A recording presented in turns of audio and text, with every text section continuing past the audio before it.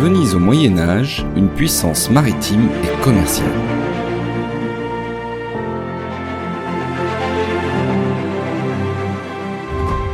Bonjour à tous.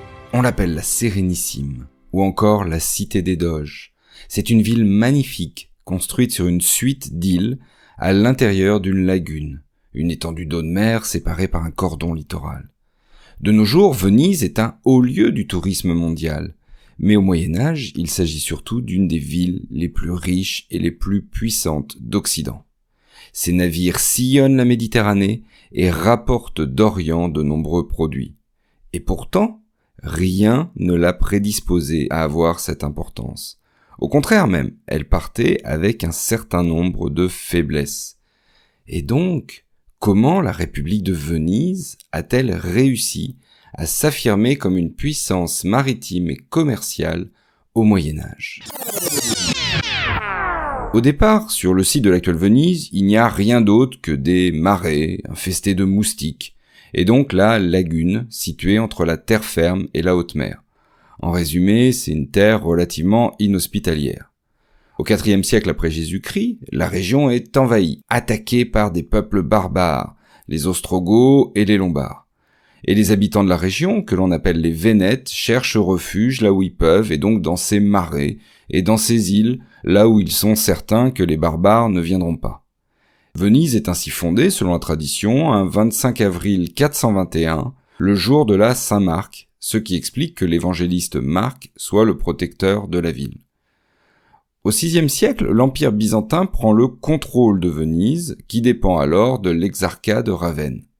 Mais Ravenne, c'est loin, et la ville commence à développer son autonomie. Au IXe siècle, une expédition vénitienne enlève les restes de l'apôtre Saint Marc à Alexandrie pour les ramener à Venise, confirmant ainsi le saint comme protecteur de la ville. Bon, c'est un vol de reliques, faut appeler les choses comme elles sont, mais ça montre surtout l'ambition de Venise. En effet, disposer des restes de l'un des auteurs des évangiles, c'est apparaître comme une des grandes villes chrétiennes d'Occident. Alors cette ambition se voit aussi par le développement de sa flotte de guerre. Oui, à l'époque, Venise se spécialise dans la construction de galères et l'arsenal de la ville prend de plus en plus d'importance jusqu'à devenir, à son apogée, le premier du monde. Imaginez qu'à la fin du Moyen-Âge, cet arsenal occupe 16 000 personnes et produit jusqu'à une galère par jour.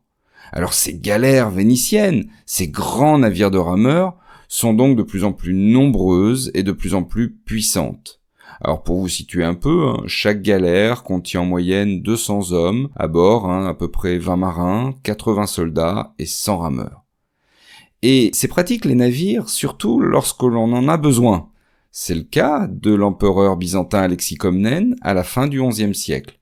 Alors les Normands, qui se sont installés en Sicile, menacent justement les terres byzantines, et l'empereur a besoin de navires pour les affronter.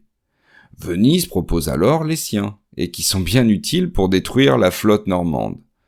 Et donc, pour remercier la ville, Alexis Comnène promulgue une bulle d'or, ou chrysobulle, en 1082, c'est-à-dire une décision impériale tellement importante que le sceau est en or. Alors que dit cette chrysobulle ? Les Vénitiens deviennent les principaux marchands de l'Empire byzantin. Ils sont libres d'y faire du commerce, notamment à Constantinople, où ils obtiennent un quartier et des débarcadères réservés à leurs marchands. Certains de leurs comptoirs commerciaux sont aussi exemptés de taxes, notamment ceux qu'ils ont à Thessalonique, Lesbos ou Éphèse. En clair, Venise devient encore plus puissante dans son domaine d'excellence, le commerce.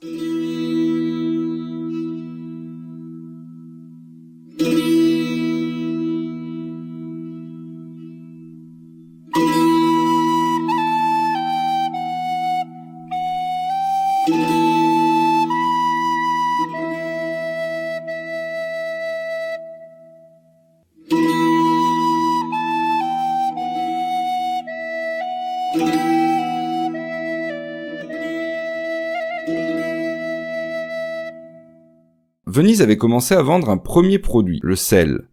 Mais Venise va profiter rapidement de sa situation géographique sur les grandes routes maritimes. Oui, elle est à mi-chemin entre Orient et Occident, et ça lui permet de devenir un véritable carrefour commercial. Et maintenant, avec toutes ces facilités de commerce dans l'Empire byzantin, un autre carrefour, l'Empire byzantin, les routes vers l'Orient s'ouvrent. Venise va aller y chercher du coton, des épices, de la soie, de l'or, des pierres précieuses ou encore du parfum qu'elle redistribue ensuite en Europe. Certains de ces marchands sont très célèbres. On peut penser à Marco Polo, qui vit dans la seconde moitié du XIIIe siècle et qui va rester 15 ans en Orient au service de l'empereur mongol de Chine. En fait, dès le XIIIe siècle, Venise bénéficie et participe au commerce méditerranéen qui est très largement contrôlé par les Latins. Les croisades, d'ailleurs, à partir de la fin du XIe siècle, sont une véritable aubaine. La ville transporte les croisés et développe de nouvelles routes commerciales vers l'Orient. Venise ouvre partout de nombreux comptoirs, c'est-à-dire des installations commerciales, en Asie mineure et jusqu'en mer Noire. La monnaie de la ville, qu'on appelle le ducat, alors c'est une monnaie d'or, le ducat, s'impose comme la principale monnaie d'échange en Méditerranée.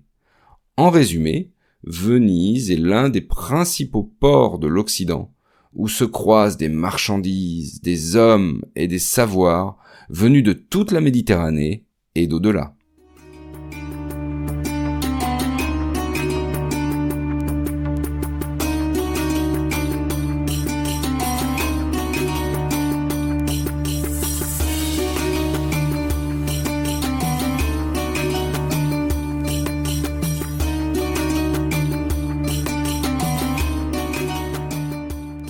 Politiquement, les institutions vénitiennes sont d'une grande stabilité, ce qui est d'ailleurs très favorable au commerce. À la fin du 7e siècle, et dans une volonté de prendre son autonomie par rapport à l'Empire byzantin, Venise va élire son premier doge. Alors, c'est un titre honorifique qui désigne le chef de la ville. D'ailleurs, c'est un titre au départ héréditaire, mais assez rapidement, on va élire le doge à la mort du précédent, et cette élection est d'ailleurs au cœur de luttes terribles de pouvoir entre les familles vénitiennes.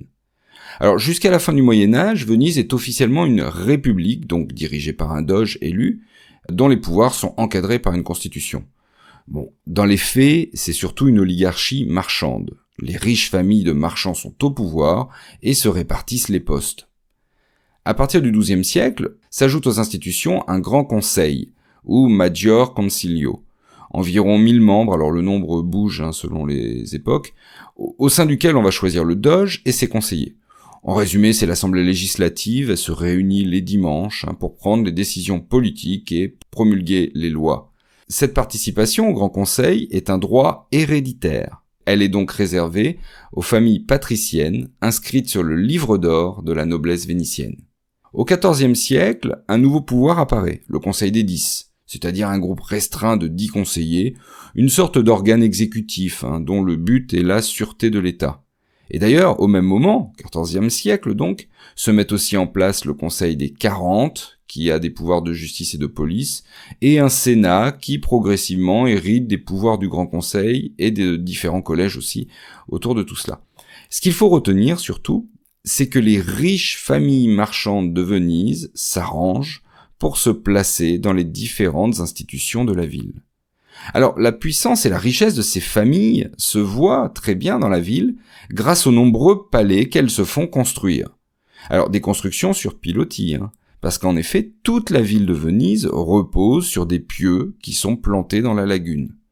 Ces palais sont richement décorés et ils servent aussi aux négoces. D'ailleurs, le rez-de-chaussée de ces palais est un quai accessible en bateau et il permet de stocker les marchandises. Quant au piano nobile, l'étage noble ou premier étage, c'est la pièce la plus somptueuse de la demeure. Elle sert aux négociations. Alors la richesse commerciale profite à toute la ville. On a ainsi des puissantes organisations de charité qui s'occupent des plus pauvres, et d'ailleurs tous peuvent prendre des parts dans les expéditions de commerce. On voit ainsi des veuves modestes ou même des galériens qui ont des intérêts dans les voyages commerciaux. Cela explique que la ville échappe assez largement aux révoltes et aux contestations sociales.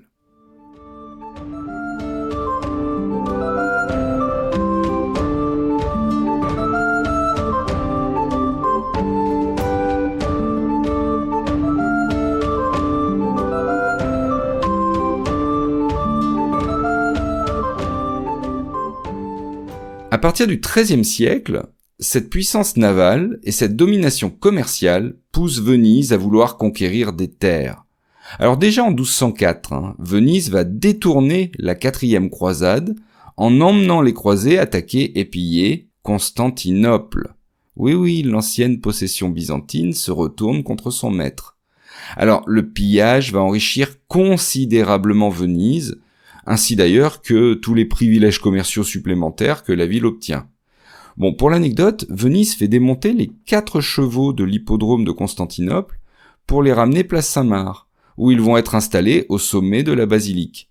De nos jours, on peut encore les voir d'ailleurs, mais il s'agit de répliques. Les originaux ont été protégés des intempéries. Alors cette opération militaire n'est pas isolée du tout. Dès le XIe siècle, Venise, en fait, s'est lancée dans une logique de conquête. D'abord en s'emparant de l'Istrie, puis de la Dalmatie. Au XIe siècle, la mer Adriatique devient une sorte de lac vénitien, et on y trouve partout le lion de Saint-Marc. Par la suite, la ville va s'emparer d'îles comme Corfou ou la Crète. Au début du XVe siècle, Venise étend son domaine sur sa propre région. Padoue, Vicence, Vérone, jusqu'au Frioul. Elle va même occuper Crémone, Brescia et Bergame, et plus loin encore, de l'autre bout de la Méditerranée, l'île de Chypre. En clair, c'est un véritable empire vénitien que la ville établit, et qui sert ses intérêts commerciaux. Mais elle n'est pas la seule à avoir ses ambitions. Du milieu du XIIIe siècle à la fin du XIVe siècle, des guerres très violentes l'opposent à sa grande rivale, la ville de Gênes. Et entre les deux cités maritimes, la lutte est féroce et tourne finalement en faveur de Venise. Cette puissance vénitienne est cependant très liée au Moyen-Âge. En effet, la découverte de l'Amérique va entraîner un basculement du commerce international vers l'Atlantique. La Méditerranée devient de plus en plus secondaire, surtout que les Portugais peuvent aller directement maintenant chercher les marchandises d'Orient par bateau. Si on ajoute à ça la chute de Constantinople, et surtout la poussée ottomane en Méditerranée, Venise se retrouve rapidement privée de ses comptoirs et de ses réseaux. Et pour continuer son commerce, la ville doit payer des taxes importantes aux Ottomans. En clair, à partir du XVIe siècle, Venise entre dans un long déclin, amorti cependant par la fortune accumulée au Moyen-Âge. Mais c'est une autre histoire. Alors merci d'avoir écouté jusqu'au bout cet épisode. Si vous l'avez aimé, n'oubliez pas d'en parler autour de vous, de partager les liens vers l'émission ou les épisodes. Le bouche à oreille est vraiment ce qu'il y a de plus important pour faire connaître un podcast, donc merci si vous pouvez en parler autour de vous. Vous pouvez aussi laisser une note sur Spotify ou Apple Podcast avec un petit commentaire sur Apple Podcast. Ça fait plaisir et je lis tous les commentaires. Surtout, ça permet à de nouveaux auditeurs de découvrir le podcast. Et à très bientôt pour une nouvelle page d'histoire.